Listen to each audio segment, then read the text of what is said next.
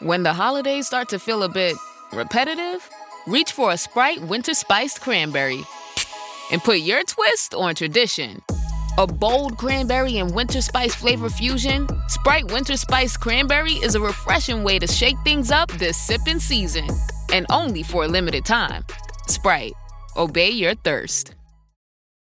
We are cultivate. Cultivate. Cultivate. Cultivate. Cultivate. Cultivate. We are cultivate.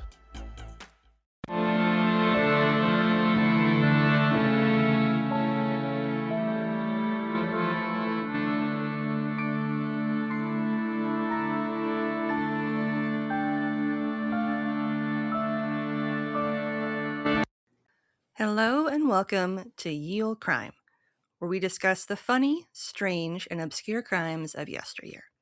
I'm your host, Lindsay Valenti, and joining me today is a very special guest, Stephanie Cowell.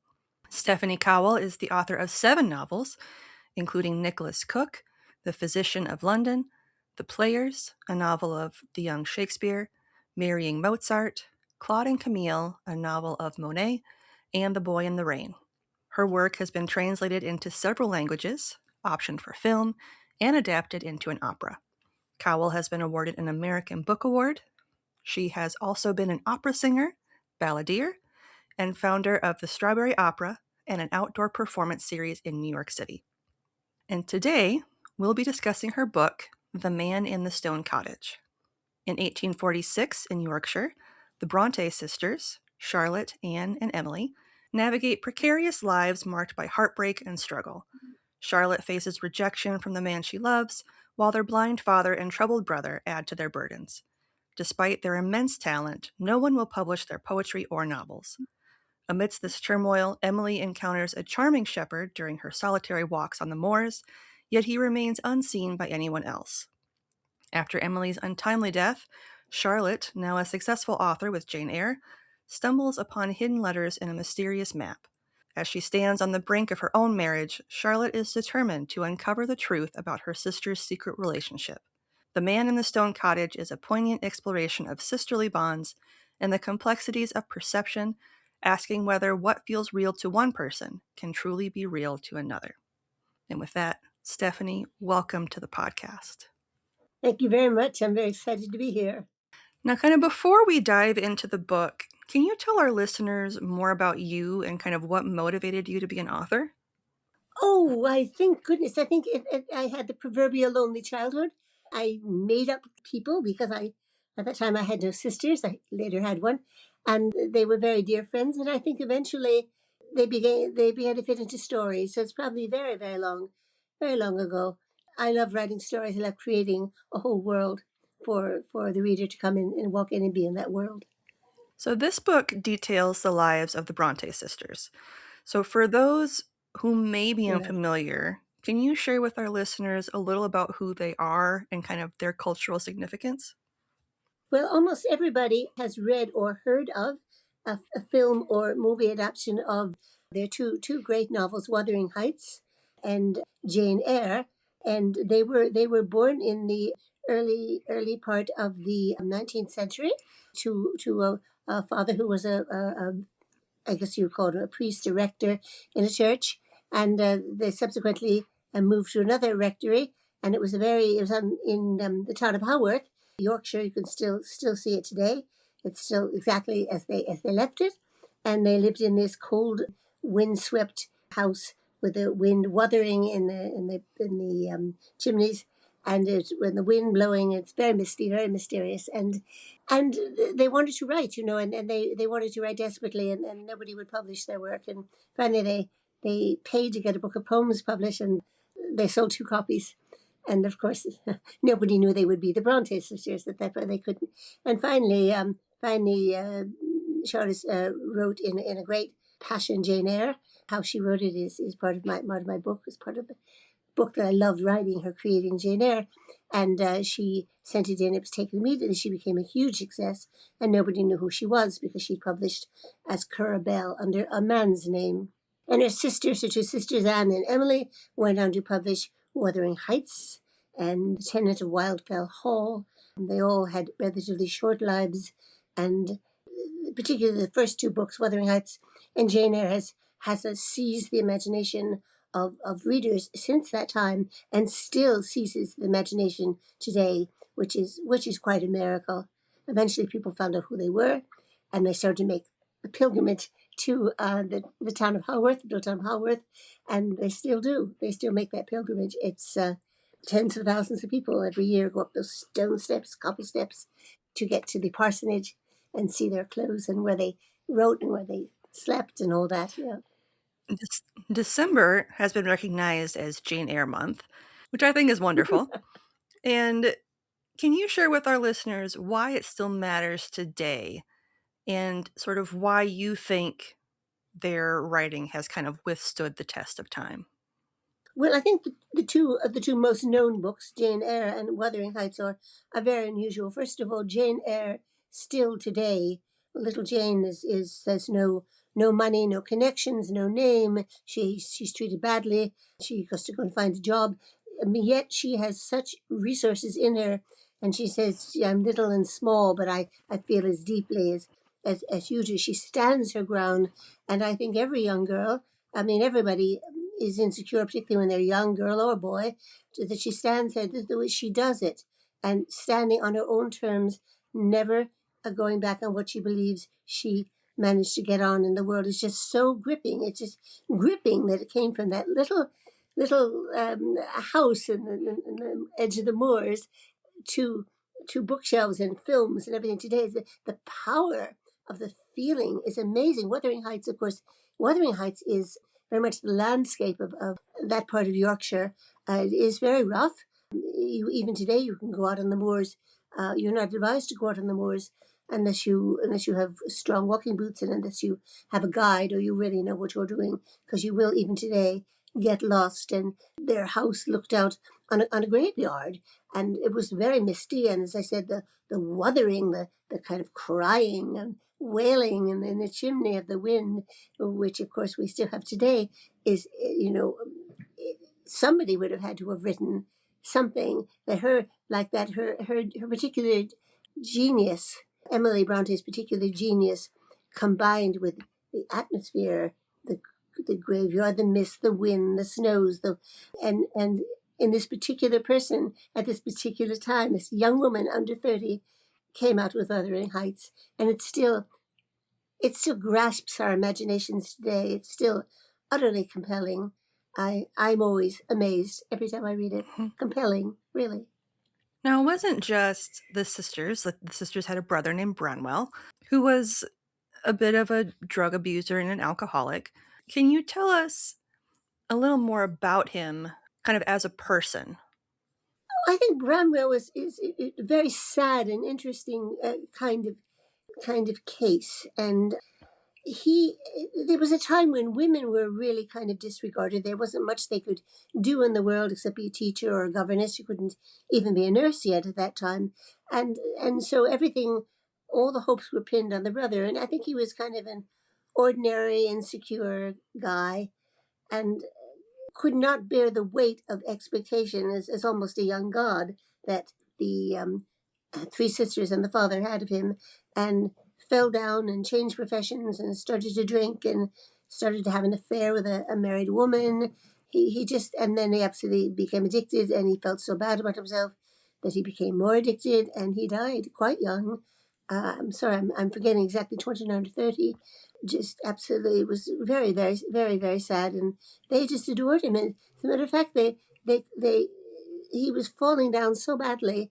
He was a wonderful writer to begin with, and he just fell apart. It's just so sad. And Charlotte wrote to her editor of Jane Eyre and said one of her greatest griefs after her brother had died, that she never ever could tell him that she'd written this book, nor could Emily say, "I have written Wuthering Heights." They thought it would crush him. The fact that his mere sisters, these women, had done so well, and he came to nothing, as he said. Very, very sad. Very sad.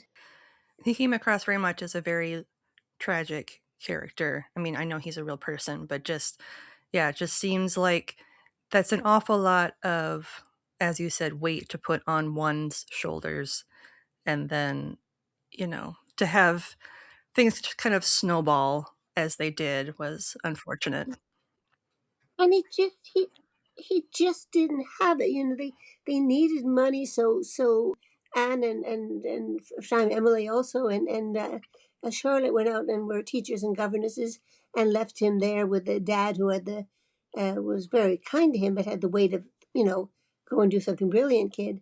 And I have a scene in The Man in the Stone Cottage, which is my novel, in which he travels the considerable distance to see his sister Charlotte, who is teaching, and merely he misses her. He's lonely, and that's why he's come. And she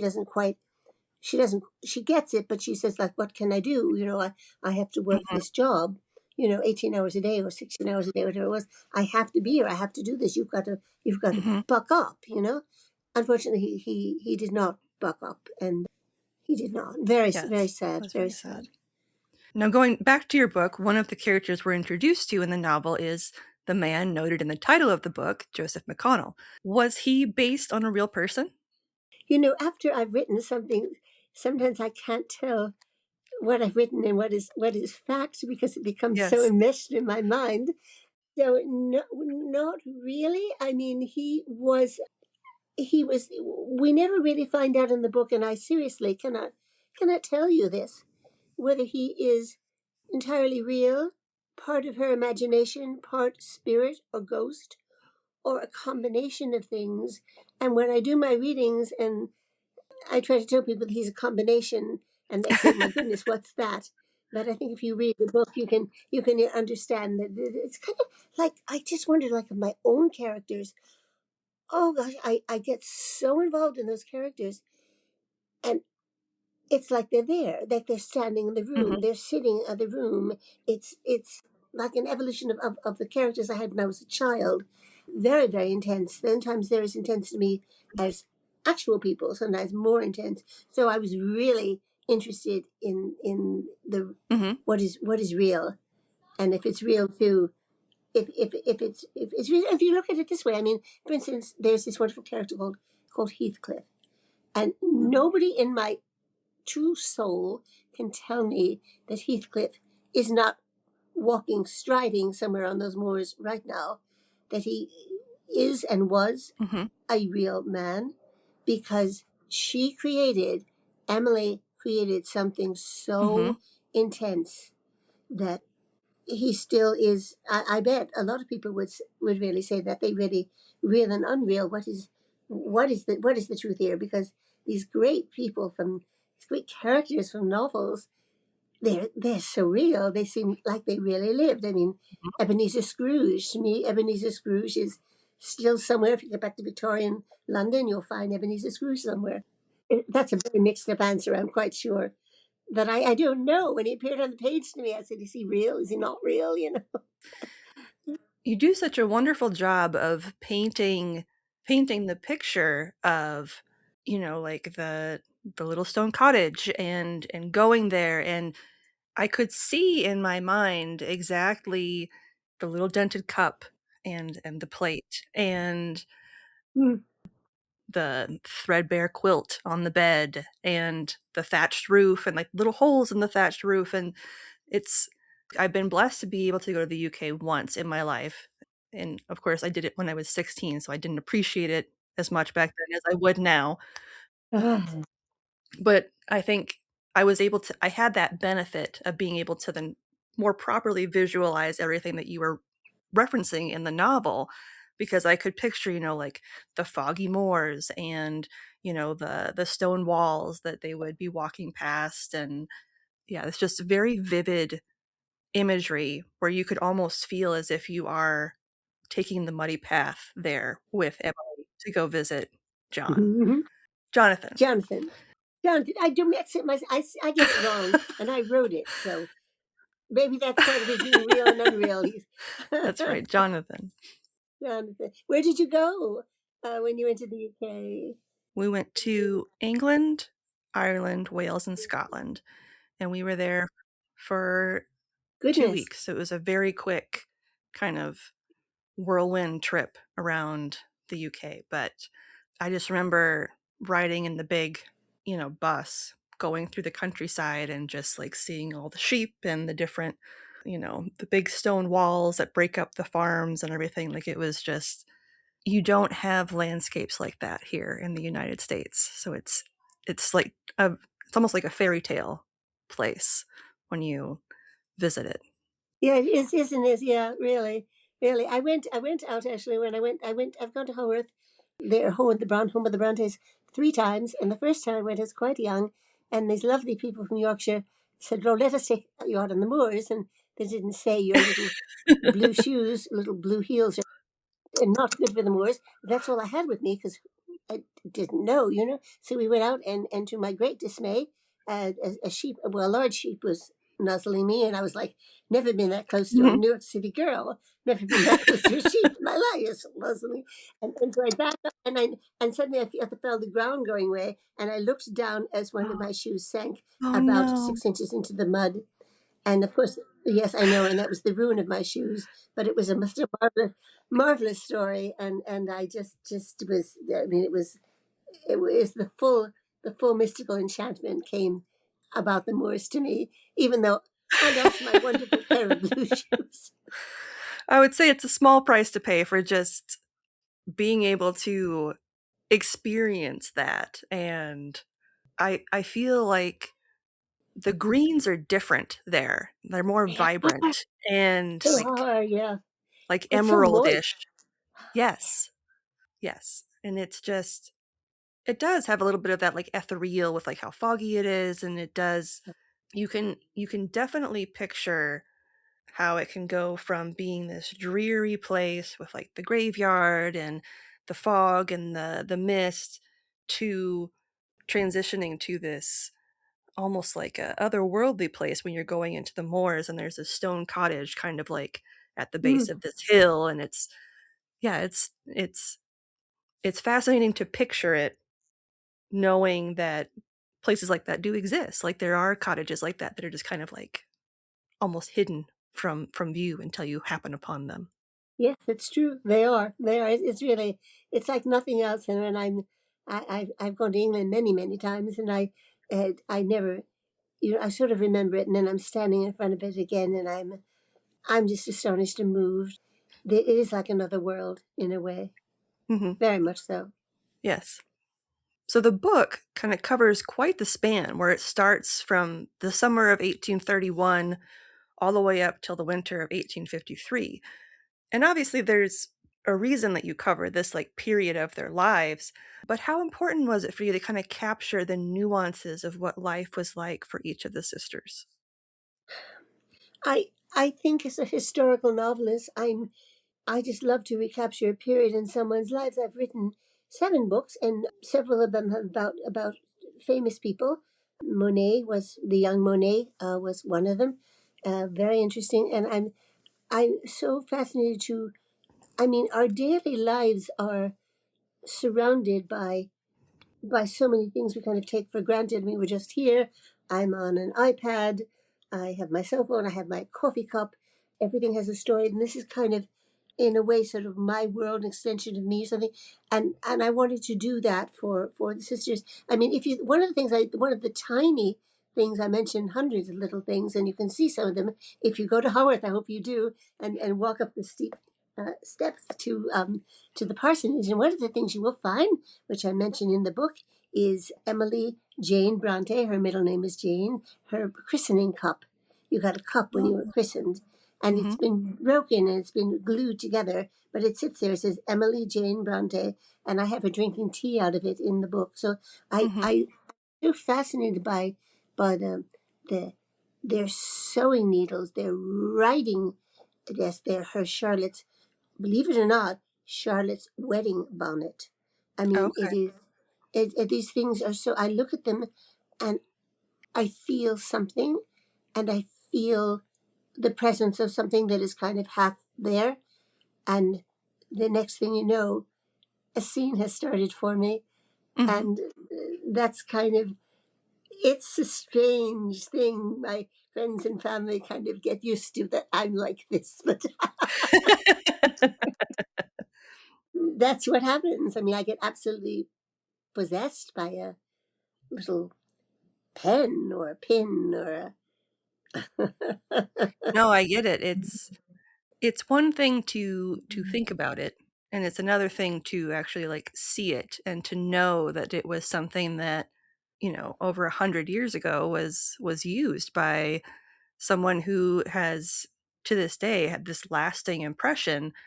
And I'm sure at the time that they used it, it meant very little. Like it's just, like as you said, it's just a coffee mug, or it's just a teacup. It has no real significance to them, but to us, like years later, like it's this wonderful thing. was this actual visceral connection, because of course the people are not there anymore. They've long melted away, and they buried in the church, all of them except Anne Brontë. She's not buried there. So, but we can actually touch. We can't touch unless they let us touch it, but look at their pen, their nightgown, their just all the trunk that they. I'm always amazed at this. There's a trunk there that when Charlotte went to Brussels, she took the trunk with her. The trunk is not very big. It's maybe that big. It's not very big. And I always kind of wonder, I don't think they could have put an extra dress in there. Well, with the dresses were so big then, they had so many yards of fabric. You look at the trunk and you say, did they have it? Maybe they only had two dresses. I don't know. People did not have then physical things. Physical things were very, very expensive, very costly in that period. And so perhaps that's all they had. I don't know. Well, I mean, if you consider Jonathan, for example, he had what, like the single cup and plate Yeah. in his cottage, and it was this very small space. But yeah, I Yeah. guess I never would have thought that her trunk would have been so small, like essentially the Yeah. size of like a carry-on suitcase. Well, a little bit bigger, a bit of large carry-on to get on, but and it was heavy. I Hmm. think it was leather and metal. It wasn't light like something you can get from Amazon. Yeah, life was just physically. I just think the physical things that surround people. It always interests me very much. I wrote a book about the young Shakespeare, maybe about 20 years ago, and one of the things I really love doing is he's going to get a commission to write the sonnets, which of course is for Shakespeare lovers is a very important thing, that he had this commission to write the sonnets, and he's late, and he can't find a clean shirt because he forgot to go to the laundry. And when we think of Shakespeare, we very often we think of this guy in a marble bust or something, and people really were getting all miffed and crazy because they didn't have a clean shirt to go to this interview, pretty much. And people were just people. It just was a slightly different. He had to walk through muddy streets or take a boat up the Thames to get to where he was going. It was slightly different. Didn't get into his Tesla. He didn't have a Tesla. As it was just his physical circumstances, but his emotional feelings of damn, no clean shirt, got to Hmm. impress the Countess is something that I just get so excited when I'm able to do that, because it brings them into humanity, Hmm. into the common humanity we all have. Because it's a universal thing that everyone can understand. Like, I need a clean shirt. Like, I can't go to an interview and look like a slob. Like, I need to make a good impression. Yeah, So yeah, everyone can sympathize with that and recognize that that would be extremely frustrating. yeah. I think what I tried to do in The Man in the Stone Cottage, my Bronte novel, is to bring them into immediate life by the little frustrations of their lives. I mean, it really always kind of strikes me that sometimes when people do a work of genius, they have no idea they've done a work of genius. I don't know how much they actually knew, but they certainly didn't say, "I'm a genius." They said, there's no flour, and I've got to make scones for tea. I mean, they did not. They were pulled into the reality. Oh, by the way, one of the things I learned about Emily when I started researching her was something I never knew. She was known as the best baker in the village. Oh, They really? didn't know. They did not know she had written Wuthering Heights because she never revealed who she was. She was Hmm. published as Ellis, but they knew her as the best baker in the village, which is a really interesting thing to look back on now. Um, That is extremely interesting. Kind of speaking to their publishing, can you kind of share with our listeners kind of how publishing in the world of 1847 kind of compares to how you would publish things now? I mean, it does have an interesting correlation. It has a correlation, but how do you see the correlation? You have to pay, like they had to pay up front, but it was an hybrid, yeah. But it was a extreme amount of money, like essentially almost like a year's worth of salary Yes, for. yeah. Now that wasn't true of Jane Eyre. Jane Eyre, the publisher she sent it to, immediately he cancelled everything he had to do that day. He was the one who appears in the book, her relationship with George Smith. But this is true. He cancelled everything he had to do that day. He sent it for lunch, and he read the entire day without stopping. And then he gave it to someone else, and the other person read the entire day without stopping. So that was good. Now, the publisher the only publisher that we know of who showed any interest in Wuthering Heights and Agnes Grey by Anne Brontë didn't think it'd make any money, so he published it on the hybrid thing that many authors do today. They had to pay, and the amount they had to pay was more than Charlotte would have earned a year as a governess. So that was a huge amount of money. So it's probably equivalent to, I mean, as a governess, she got room and board. So like, it would be like $25,000-$30,000 a year today. Because there was no publicity, there were no literary agents. You went directly author to publisher. It was easier to sell books because outside of some theater, books were all people had. You know, they didn't have any internet, they didn't have telephones, they didn't have televisions, they didn't have films, they didn't have any of the things that we have today. So books were much more important to a society as a whole, because that was their stories, and so there were many bookstores, and the big pile of Jane Eyre, and people would say, "Oh, I read Jane Eyre. Who do you think wrote it? That couldn't have been written by a guy. It's not a guy's book. Who is this woman?" And they're looking all over, and not thinking to. They finally found out, but that's another story. Yes. Which I tell in the book. Going back to Wuthering Heights, February is when the much anticipated movie is going to be coming out. And even though at the time it wasn't a popular novel when it was written, why do you think people kind of later gravitated towards the story? Well, that's complicated. I mean, I think it kind of happened over time. I think it was, that is really, well, first of all, when it first came out, people were shocked. I mean, Heathcliff does act in a pretty awful way. He's really he's so angry, he's so cruel, he's so kind of something we all hope never to be, or never to have a relative or a friend, sure enough. So there was a lot of criticism, and most of it was not good. And Emily cut out and kept the reviews, which is an interesting thing. I don't know quite what to make of that. But as time went on, I think, and then when the cover was blown and everybody knew they were women, I think people began to be a little more interested in it. But I think I don't know the history of how it's been 177 years or something like that since it was published, something like that, roughly, give or take a month or two. Yes. but I think that people are drawn to the landscape. People are drawn to the violence of the feeling. It's not a love story in any ordinary sense of the word. And this is a tragic story of mutual obsession and mutual bad behavior. I mean, Kathy starts the whole dirty thing. I mean, by following her vanity and deciding she's going to marry the rich guy, or the relatively rich guy.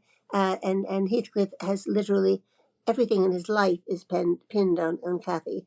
It's not only lovers. It's friendship. It's everything. And it just destroys him. And I think that we're able to accept a lot more bad behavior and still be fascinated by it. It still is. It's still shocking to me when I read it. I mean, it's really, like, this guy is, wow, and yet you feel for him. And he says, "Come again, Kathy, just one more time. I cannot live without my life. I cannot die without my soul." I mean, this is a girl of under 30 who wrote this. we don't know if she had any relationships. We don't know. But it's just amazing, amazing, amazing. The power is amazing. I'm a great fan of it. But anyway, I think it took a while. And a few months ago, I was in a little bookstore near me in New York City, and a young woman came in and said to the bookseller, "Do you have a copy of Wuthering Heights?" And I said, "Emily Brontë, yay!" Because after all these years, go for it, Emily, after all these years. And even her sister, Charlotte was shocked. Charlotte was shocked at this. She said, "Can't you give it a nice ending? Can he repent?" As in my novel, she says, "Can't you repent?" And can't he repent? And Emily was very angry, as in my novel. She gets very angry and very miffed because that's not what she wrote.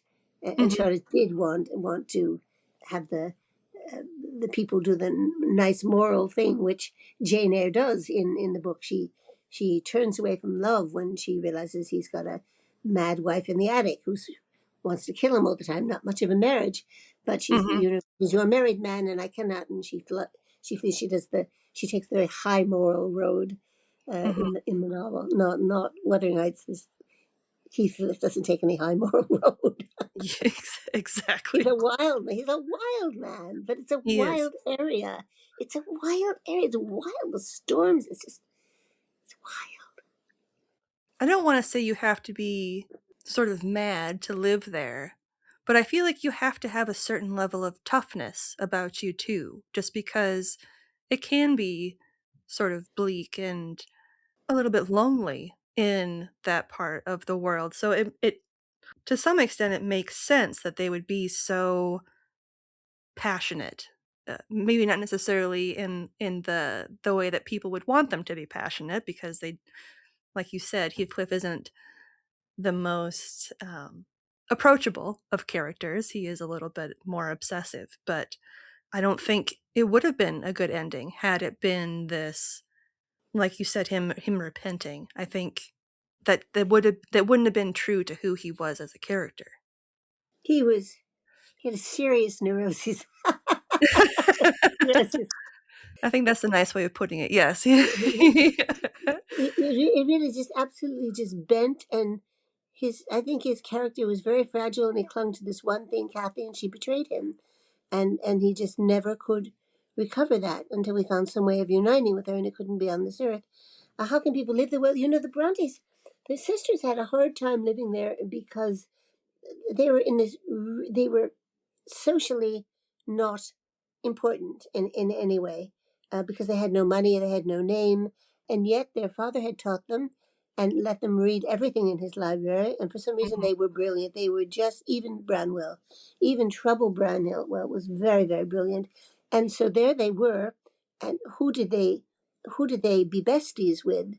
I mean, because they in the village they were I'm sure were some people they did read, of course, but they were not.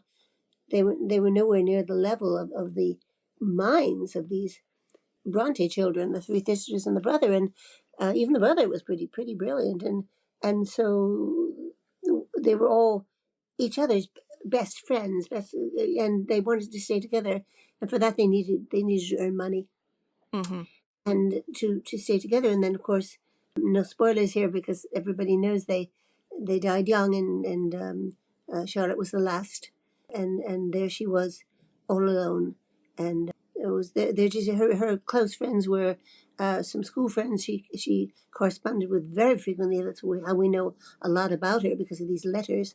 The reader at the publishing house where he first discovered Jane Eyre became a very close soulmate of hers, and a woman called Mrs. Gaskell, who was a famous novelist of the period herself, became very close to Charlotte and understood how lonely she was. And she had people, but not right in the village. They were not. They couldn't begin to be interested in the same things. It was no soulmates, really. There weren't any in nearby. How much of sort of Charlotte's, she was unlucky in love, we'll say that, and how much do you think that influenced not just Jane Eyre but also her, like Shirley when she wrote other novels and stories? How much of that do you think influenced her writing?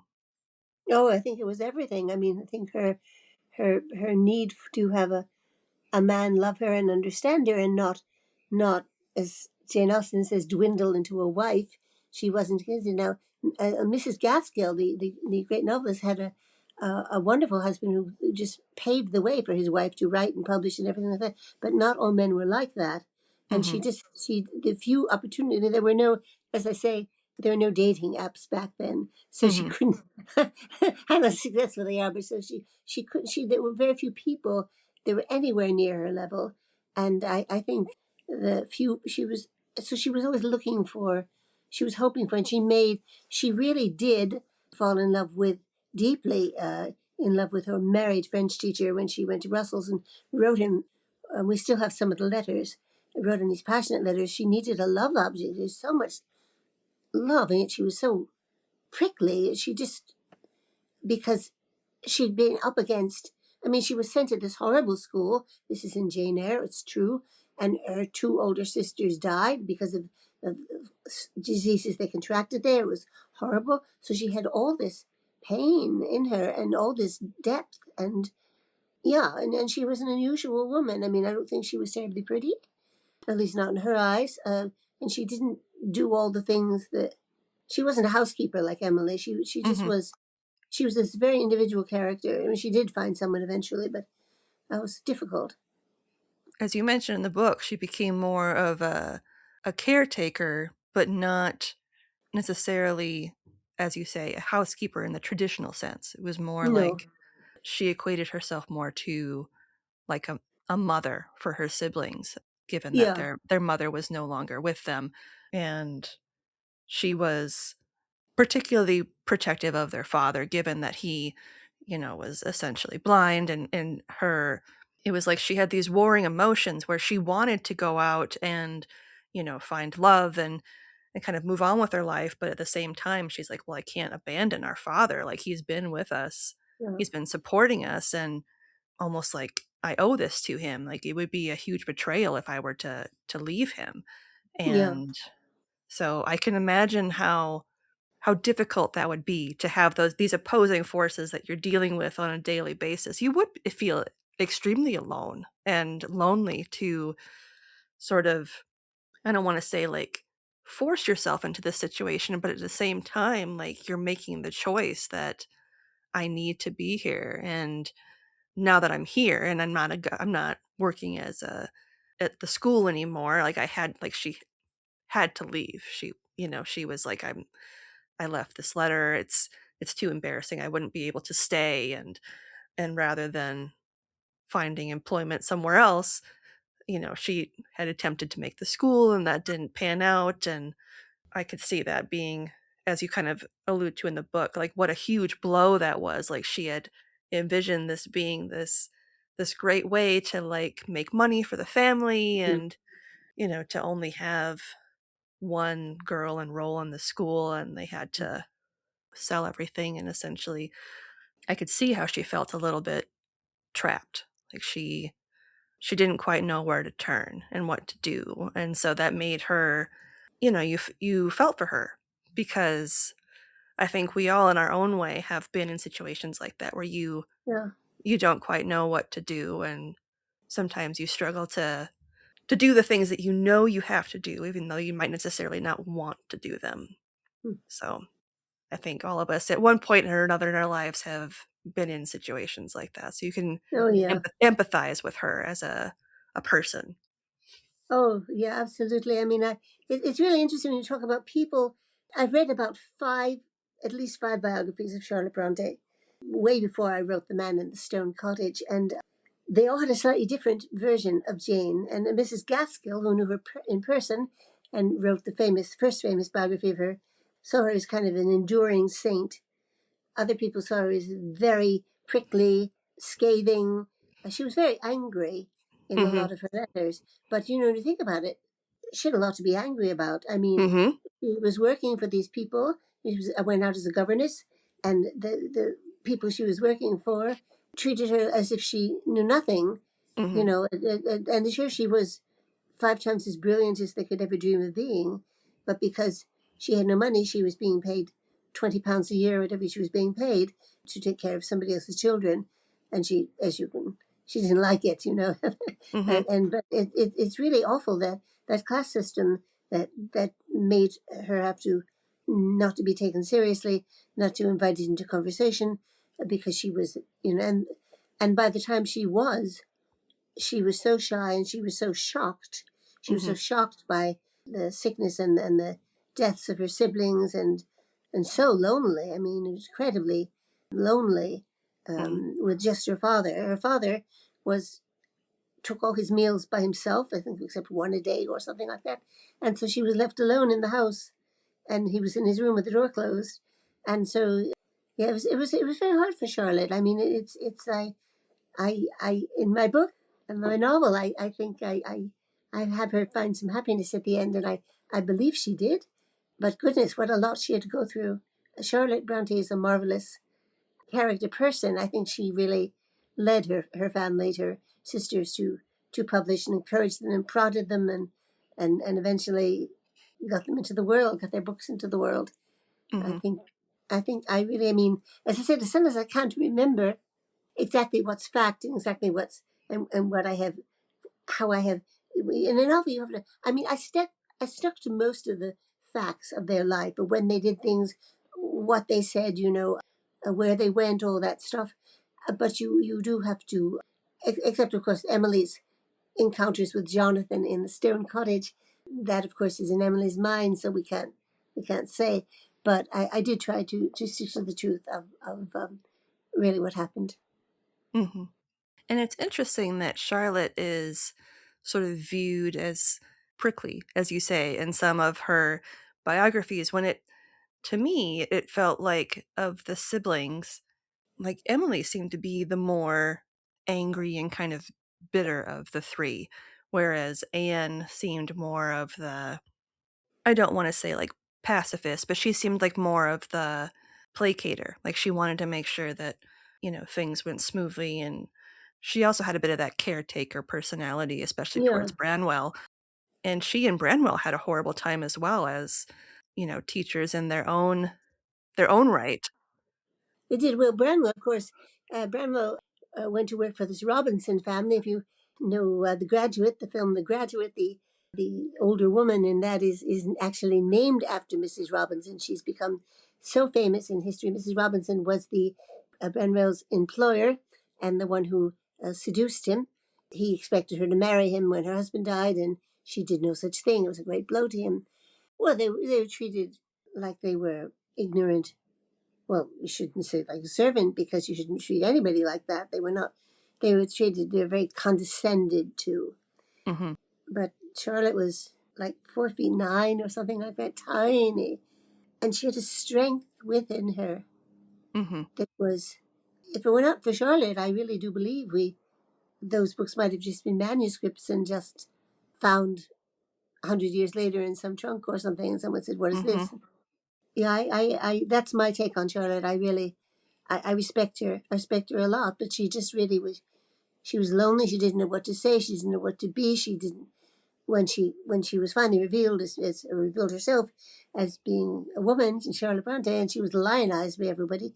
She didn't know what to do with it, but she barely could manage it. She just couldn't come into this kind of very mannered society. When they first went to London, she and Anne to meet Charlotte's publisher and to say, "Hello, I'm not a boy. I'm a woman." And it was very astonishing. But so the publisher was Mr. Smith, took them to the opera, and of course, you know, when you went to the opera in those days, unless you were a servant or something, you wore these beautiful, beautiful dresses. You know, it's very expensive. They had the hair done and everything, and they had their little dark, plain, probably much mended, traveling dresses. They were like these two little sitting down there in the boxes or wherever you sat, you know, and everybody sort of said, "Well, like, who's that? You know, what are they doing here?" Not knowing, some of them had been up late devouring the two novels that these little women had written. It's interesting to think about that. Yeah, these country mice coming into the city and yes, yeah, and experiencing things. cousins. Yep. Yeah, little cousins, and nobody. when they finally started the word get around that, well, I don't think Ellis was ever revealed as a woman, or maybe she was after her death. I don't remember. See, I don't remember what I created and what is real. This is awful after a time. It's terrible. That but Charlotte certainly wasn't. Everybody wanted to see it. There's a very, very interesting book just out called The Invention of Charlotte Brontë. It's by a Scotsman, Graham Watson, I think. It's really very fascinating, and it tells all about after Charlotte came out, so to speak, as Charlotte, and was able to cope, and then her friend wrote the biography, and then Charlotte, of course, did not live very long, and the huge legend that grew up around, and the pilgrimages to the town of Haworth, and this incredible people from America, people from many countries wanted to have a snip of a letter, a snip of a piece of hair. They became so entrenched in people's imagination, and it was when Charlotte was alive, she couldn't deal with it. I mean, she was just after all this, after being totally ignored and swept aside, and it was a fascinating book. You mentioned Charlotte Brontë, Yeah, I can see how that would be quite a shock, especially considering how much time she did spend, alone. And as someone who is a bit of an introvert myself, that would be, I can sympathize with that, because I wouldn't know what to do with myself if so many people were all of a sudden like vying for my attention and like wanting me to come to parties in London and have all these conversations. I wouldn't know what to do with myself. Who was that singer who was discovered on the British show of oh my goodness, she was a secretary or something in the north of England. Oh, she became Alta's Bryce or something. I'm trying to remember.